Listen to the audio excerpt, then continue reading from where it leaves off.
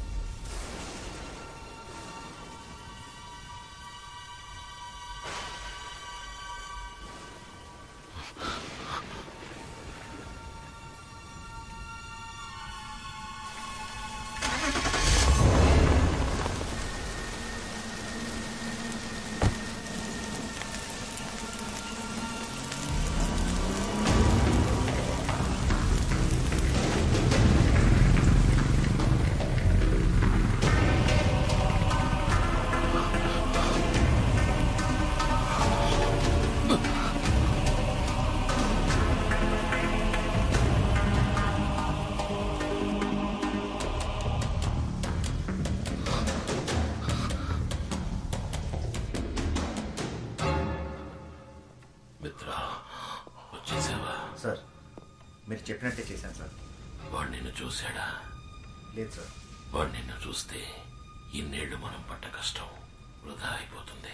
ఖచ్చితంగా తను నన్ను చూడలేదు, కానీ నేను తన్ని చూశాను. తన చేతికి మీరు తయారు చేసిన వాచ్ నేను తీసుకొని చూశాను. అది పనిచేస్తుంది. ఆశ్చర్యం ఏంటంటే తను చూడడానికి అచ్చం మీ పోలికలతోనే ఉన్నాడు సార్.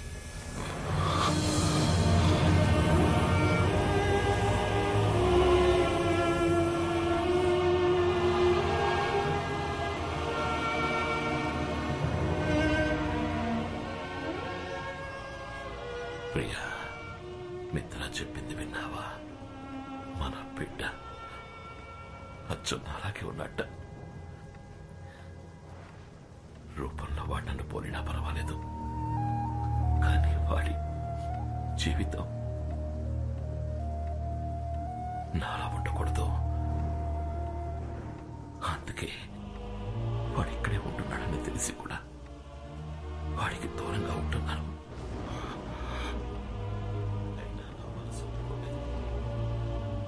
అందుకనే ఒకసారి మన మిత్రాన్ని వెళ్ళి చూసి రమ్మని చెప్పాను. వాడు సంతోషంగా ఉన్నాడట, మంచి వాళ్ళతో ఉంటున్నాడట. బిడ్డ సంతోషం తప్ప కన్నా వాళ్ళకి ఇంకేం కావాలి చెప్పు?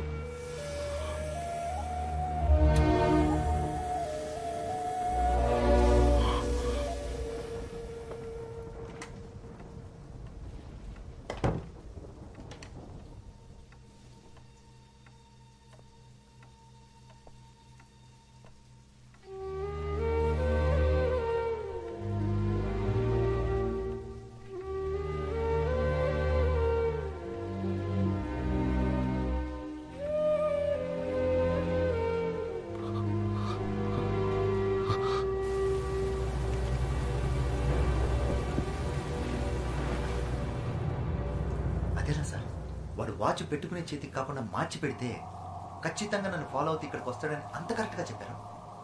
వాడు శివకుమార్ కొడుకైతే నేను శివకుమార్ అన్నంరా. కానీ ఇంత పెద్ద పని వాడి వల్ల వీలవుతుందా? వాడి వల్ల మాత్రమే వీలవుతుంది. వాడి బాబుని చూడకుండా ఏ పని చేసేవాడో తెలియకుండా పెరిగాడు వాడు. అయినా వీడే పని చేస్తున్నాడో చూసావా? Watch mechanic. వాడిలో ఉన్నది శివకుమార్ రక్తం. ఖచ్చితంగా చేస్తాడు.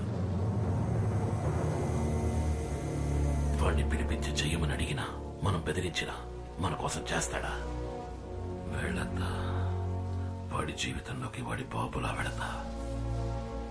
వాడి తల్లి గురించి చెప్పి తనని చూడాలన్న ఆతృతని పెంచుతా.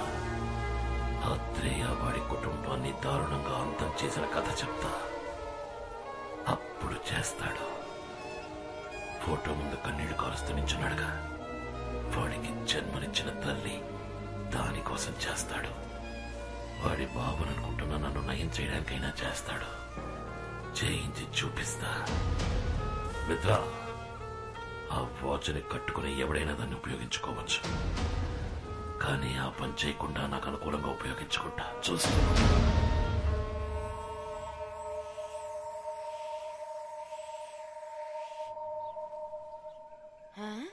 అరేరే, నా బిడ్డకి జ్ఞానోదయం అయినట్టుందే.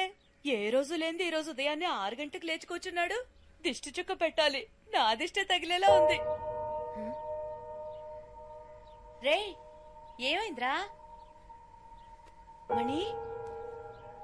ఏమైందిరా? కళ్ళలో నీళ్ళేంట్రా? ఏమైంది?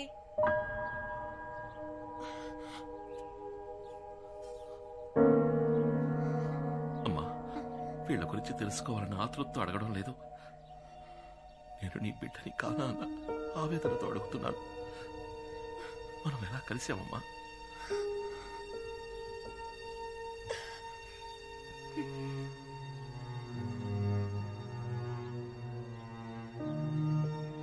ఈయన మీ నాన్న.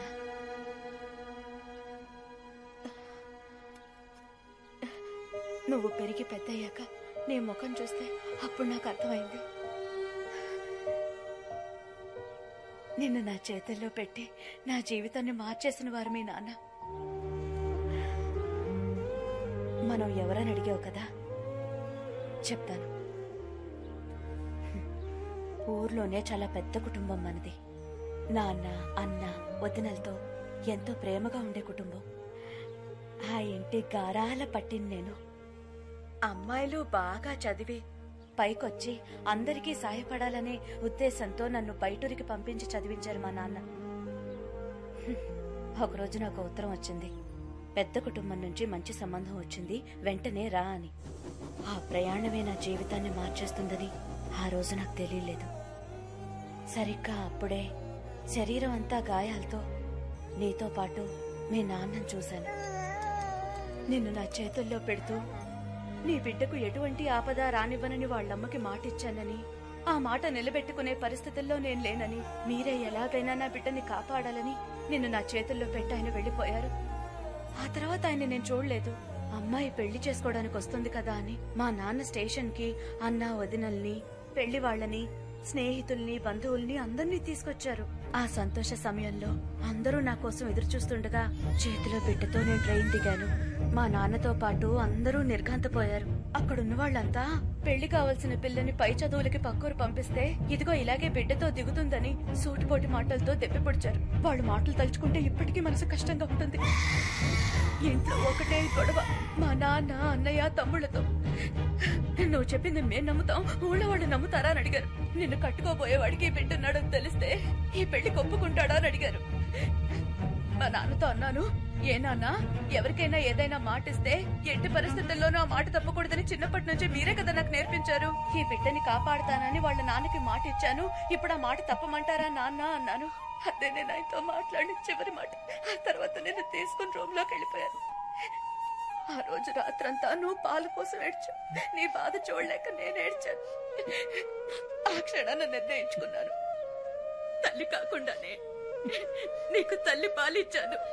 అప్పుడే నువ్వు నన్ను అమ్మ అని పిలిచాను. ఆ మాటకున్న గొప్పతనాన్ని తెలుసుకున్నాను. ఆ రోజు నుంచి వాళ్ళ కూతురున్న విషయాన్ని మర్చిపోయి నీకు అమ్మగా ఉండాలని నిర్ణయించుకున్నాను. నా బిడ్డ వల్ల ఎవరు ఏ మాట పడకూడదని ఆ ఇల్లు వదిలిపెట్టొచ్చేశాను. ఆ రోజు నుంచి నాకు ఊరైనా ఇల్లైనా లోకమైనా అన్ని నువ్వేరా. ఇప్పుడు చెప్తున్నానురా, ఏలాగా నేను నిన్ను 10 నెలలు మోసి కనలేదు, కానీ 26 ఏళ్లు నా గుండెల్లో పెట్టుకొని చూశాను. నేనేరా నీకు అమ్మని. ఎవరెన్ని చెప్పినా నేనే నీకు అమ్మని. నువ్వు నా కొడుకుని, నేను నీకు అమ్మని, అంతే. ఏడవకురా, ఏడవకు. చూడు, వీళ్ళ దగ్గరికి నువ్వు నన్ను తీసుకెళ్ళు. వాళ్ళతో మాట చెప్పాలి. మీకు మీ బిడ్డని కాపాడుతానని మాట ఇచ్చాను కదా, ఆ మాట నిలబెట్టుకున్నారని చెప్పాలి. నన్ను తీసుకెళ్ళు. అమ్మా నాన్న అంటే ఎవరో తెలియని వయసులోనే నాకు వాళ్ళ దూరం అయ్యుండొచ్చు. అది పెద్ద విషయమేం కాదు. కానీ నాకు ఊహ తెలిసిన నాటి నుంచి నువ్వే నాకు అమ్మా నాన్న అంతా. కానీ నువ్వు 20 ఏళ్ళు కనిపించిన వాళ్ళతో ఉండి పెరిగి నా కోసం అందరినీ దూరం చేసుకుని ఒంటరిదానిగా నన్ను ఇంతవాడిని చేశావు. నీకన్నా ఈ లోకంలో నాకు ఎవరమ్మా ముఖ్యం?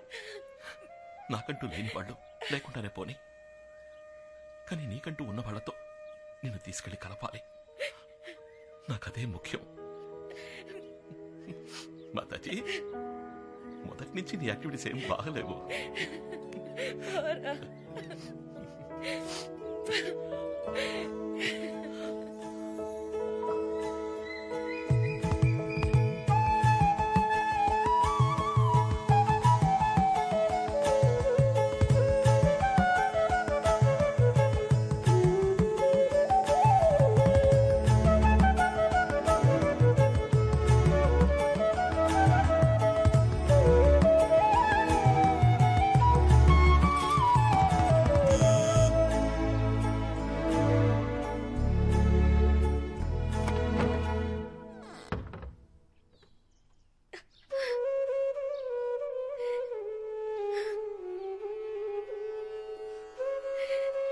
వదినా,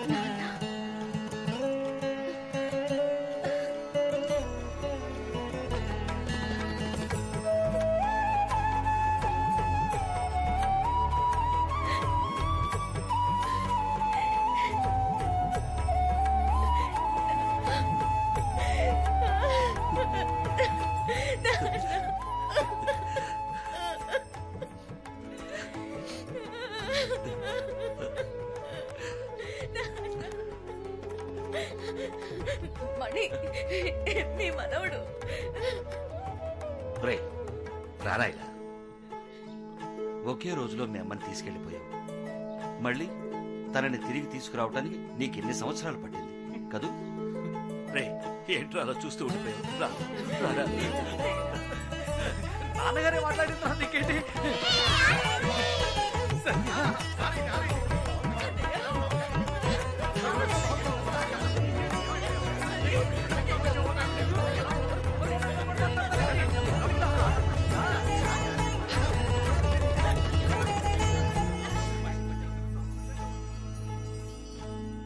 ఈయనెవరు తాతయ్య? ఈయన మీ ముత్తాత గారు. వచ్చేటప్పుడు మన స్కూల్ చూసుంటావుగా, అది ఈయన కట్టించారు. తర్వాత ఈయనెవరంటే తాతయ్య. ఇదెవరు తాతయ్య? మన కుటుంబంతో సంబంధం లేనట్టు విడిగా తెలుస్తోంది. అదా మీ మావయ్య కూతురు సత్య. నిజమా? సత్యభామ. మీ అమ్మాయి ఈ ఇంట్లో లేకపోయినా తన పేరైనా ఈ ఇంట్లో ఉంటుందని అలా పెట్టాం. ఇప్పటిదాకా ఇక్కడే ఉంది. ఒకవేళ బయటకి ఏమైనా వెళ్ళిందేమో. బాగా తెలివైన పిల్ల. దాన్ని ఎవ్వరూ మోసం చేయలేరు. గడుగ్గాయ్. మా ఎక్కడికి వెళ్ళిపోయారు అందరూ?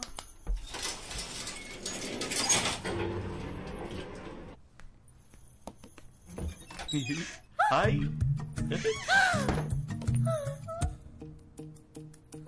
అయ్యో, మళ్ళీ స్టార్ట్ అయిపోయిందా?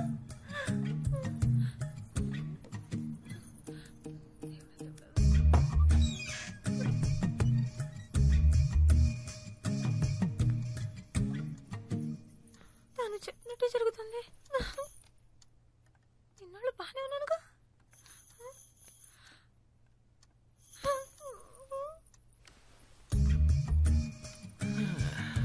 నేను అప్పుడే చెప్పాను కదా నీకు ఇమాజిన్ రొమాన్స్ ఫీలియా ఉంది అని. ఏమండి, అసలే నా కొంట్లో బాలేదు, మధ్యలో మీరేంటి? ఓ మై గాడ్, నా గొంతు నీకు వినిపించిందా?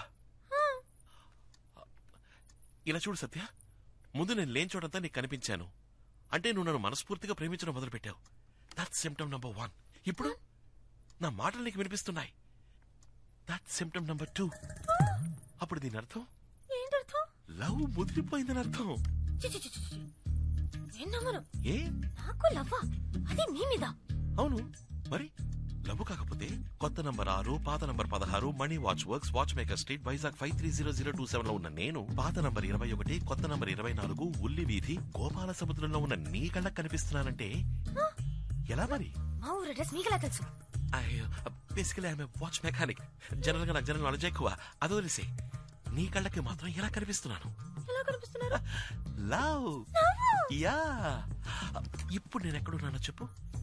Hall number 6, new number 16, money watch works, watch maker street, Prahladpuram, Vizag 530027.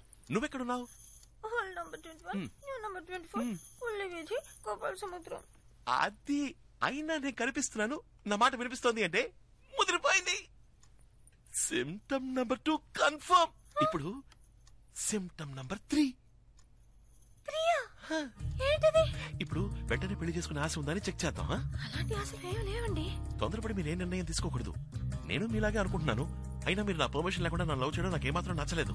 సరే వదిలేండి, జరిగింది ఏదో జరిగిపోయింది. ముందు ఏదో టెస్ట్ చేద్దాం.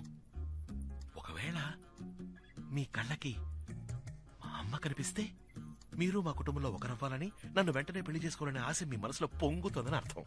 ఎలా మీ అమ్మగారిని? ఏదో మిమ్మల్ని లవ్ చేస్తున్నాను కాబట్టి నేను లేని చోట మీరు ఉన్నట్టు, మీరు మాట్లాడుతున్నట్టు అనిపిస్తుంది.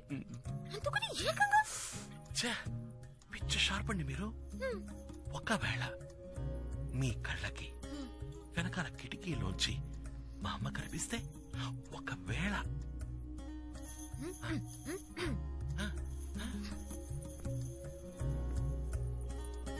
ఇదిగో సత్యాకి ఏమి ఇష్టమో కనుక్కుని అదే వండి పెట్టాలి.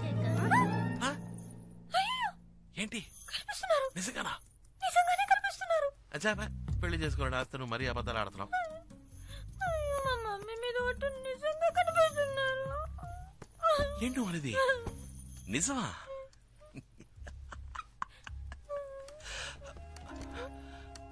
దిగులు పడకో. చివరిగా సిమ్టమ్ నంబర్ 4 టెస్ట్. ఇంకో టెస్టా? ఇది చాలా అందమైన test.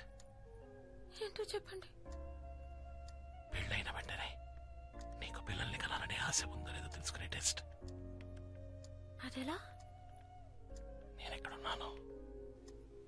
Hall number 6, new number 16, money watch works, watch maker street, Prahladpuram, Vizag 530027. నువ్వెక్కడున్నావు? న్యూ నంబర్ 21, హాల్ నంబర్ 24, ఉల్లి వీధి, గోపాల సముద్రం. అక్కడున్న నేను, ఇక్కడున్న నిన్ను తాకడం కుదురుతుందా? కుదరదు. తాకినట్టు కనుక అనిపిస్తే